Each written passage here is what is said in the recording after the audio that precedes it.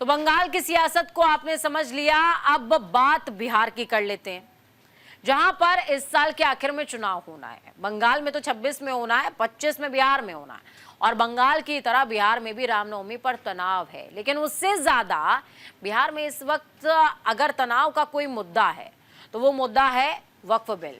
इसको लेकर बवाल मचा हुआ है। वक्फ बिल के समर्थन में जेडीयू ने बगावत शुरू कर दी है। संसद में वक्फ बिल पास हुए जितने दिन नहीं हुए, उससे दोगुने से भी ज्यादा नेताओं ने जेडीयू का दामन छोड़ दिया। कहा कुंजी भरोसा रहा नहीं।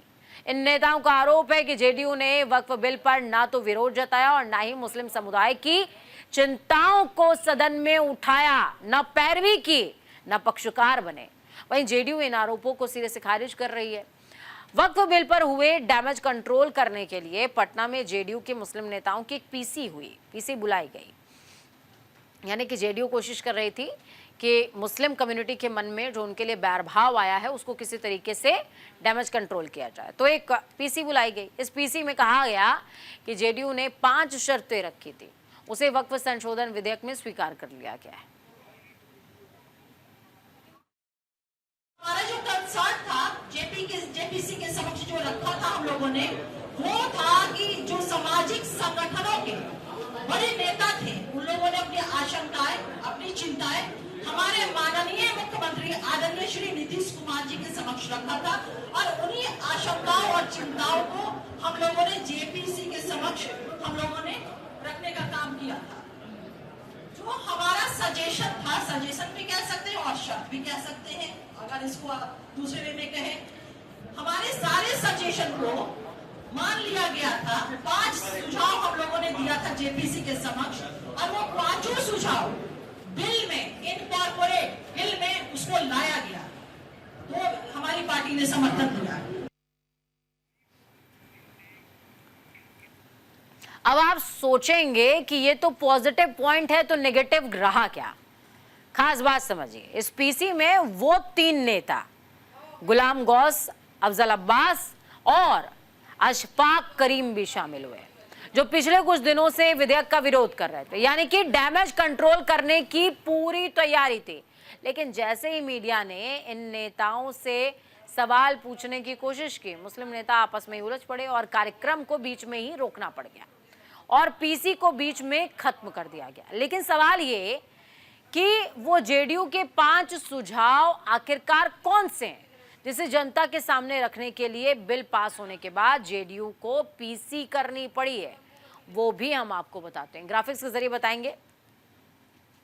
अब 5 जो सिफारिश या यूं समझिए कि शंका जिसका जिक्र वहां पर किया जा रहा है वो कौन है? पहला, जमीन राज्य का मसला है, इसलिए कानूनों में भी ये प्राथमिकता बरकरार रहनी चाहिए।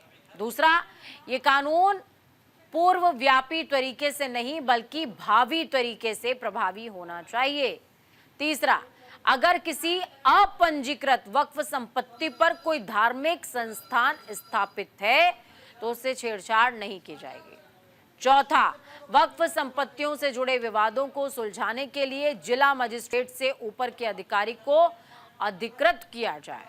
पांचवा, वक्फ बोर्ड की संपत्तियों को डिजिटल पोर्टल पर रजिस्टर करने के लिए बिल में दी गई 6 महीने की समय सीमा को बढ़ाया जाए। बिहार में इस साल अक्टूबर-नवंबर के महीने में चुनाव होना है, लिहाजा जेडीयू भी इन इस्तीफों को गंभीरता से समझती है।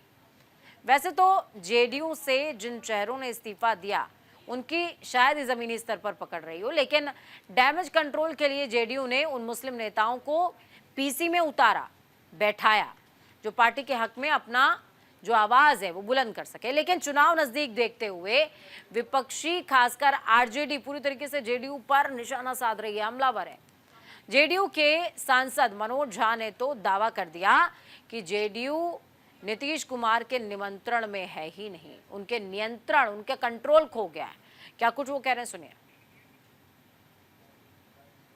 ऐतिहासिक मौका था, कौन कहां खड़ा है ये जानना था। ये बिल एक्चुअली है क्या, इसको समझने 1 मिनट, वो 1 मिनट में अगर बिल को मुझे समझाना हो, एक संस्था और संस्था का चरित्र जिसमें स्वायत्ता थी, उसको आप डॉग विसिल पॉलिटिक्स के उपकरण से, औजार से नष्ट कर रहे हैं। मुसलमानों को एलिनेट करने की दिशा में और एक बहुत बड़ा कदम आपने लिया। कई दल जो आमतौर पर विपक्ष के साथ नहीं होते थे, इस पर हमारे साथ थे, लेकिन नीतीश जी के नियंत्रण में अगर चीजें, पार्टी, सरकार है और तब ये निर्णय हो रहे हैं तो भगवान मालिक है, और अगर उनके नियंत्रण में नहीं है तो भगवान को तो और भी मालिक बनना पड़े।